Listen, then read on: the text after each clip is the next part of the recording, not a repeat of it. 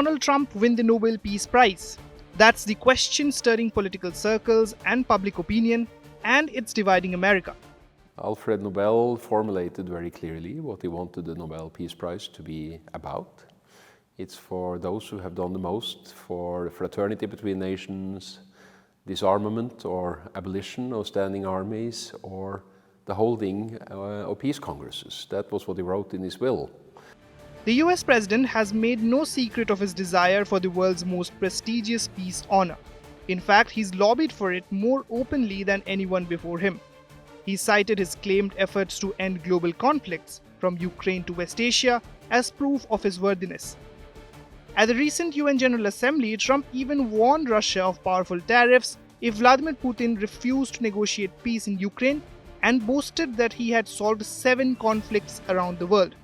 Now, after ending all of these wars and also earlier negotiating the Abraham Accords, which is a very big thing for which our country received no credit, never receives credit. Everyone says that I should get the Nobel Peace Prize for each one of these achievements. But for me, the real prize will be the sons and daughters who live to grow up with their mothers and fathers, because millions of people are no longer being killed in endless and unglorious wars. What I care about is not winning prizes, it's saving lives. We saved millions and millions of lives with the 7 wars. And we have others that we're working on, and you know that. But a closer look tells a more complicated story. According to a Washington Post Ipsos poll, 76% of Americans believe Trump doesn't deserve the Nobel Peace Prize. Only 22% think he does.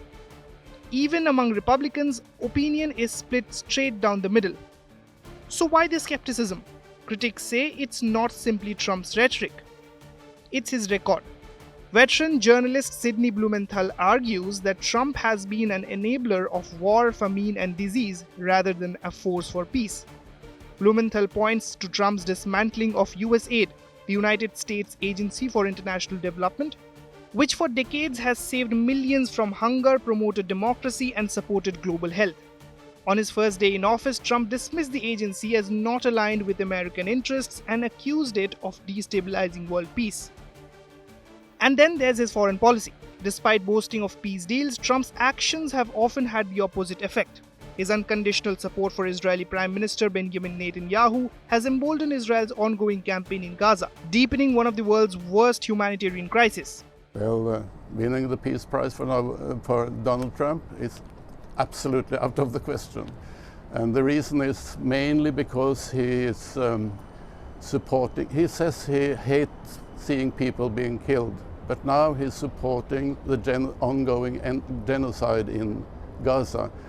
Reports also allege that Trump has flirted with aggressive, even reckless military ideas, from considering strikes on Iranian nuclear facilities to floating the idea of the US taking over Gaza and turning it into a profit-driven Riviera of the Middle East.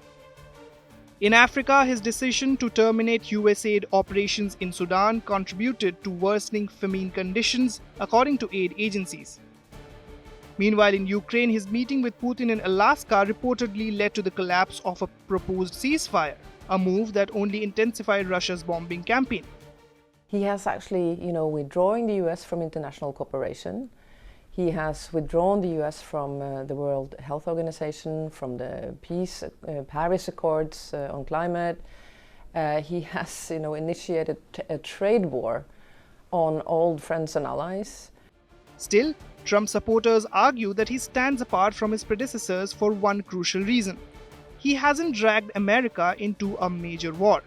Unlike presidents before him, George W. Bush in Iraq or even Barack Obama in Libya, Trump avoided direct military interventions. His term, they argue, has been marked more by tariffs and bluster than by bombs. That, for some, is reason enough to consider him for a peace prize. But peace is not merely the absence of war. It's the presence of justice, compassion, and moral leadership. And on those counts, Trump's record falters. His policies have widened divisions at home and alienated allies abroad. His praise for autocrats from Putin to Kim Jong-un and his disdain for international cooperation stand in stark contrast to the noble spirit of harmony and human dignity. The Nobel Peace Prize is not a trophy for self-promotion. It's a recognition of genuine transformative leadership in the service of humanity. Donald Trump may not have plunged America into new wars, but real peace requires far more than restraint. It demands empathy, integrity, and the courage to build, not bully the world into cooperation. And on those measures, Trump's claim to the Nobel remains not just premature, but profoundly unconvincing to many. With Farhan Khan, Bureau Report, India Today Global.